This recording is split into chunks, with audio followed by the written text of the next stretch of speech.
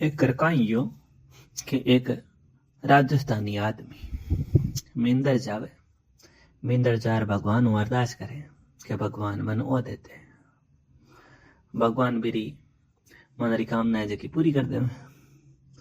थोड़ा दिन में वो लेण में लाके भड़ जावे। भगवान એવું तब क्या यार ओ भगत जो रोजी रोजी न आवे इन पूछा के तू एक ही बताई दे ने तार कई चीज है जको इरे रोजी नाणो मिर्चिया यार आंबा ने भी दूजुड़ा भक्ताओं बातचीत करने खातर टेम लाए जिया। जन भगवान बिन क्यों के तार मांगना है जिया तू एक ही मांग ले।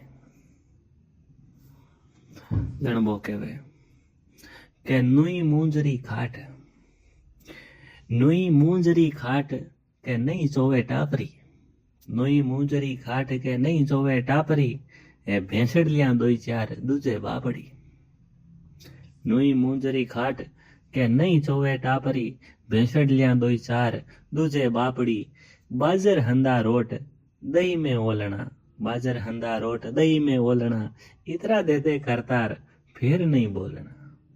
क्या तू इतना देते एक तो चौको मांचो देते नुई मूंजरो जो को जमानो हुई जो को मैं बरसी जना नुई खाट बड़ी जन चौकी नुई मोंची नहीं ना तो बार मोंचे चकी बोधी बढ़ जी।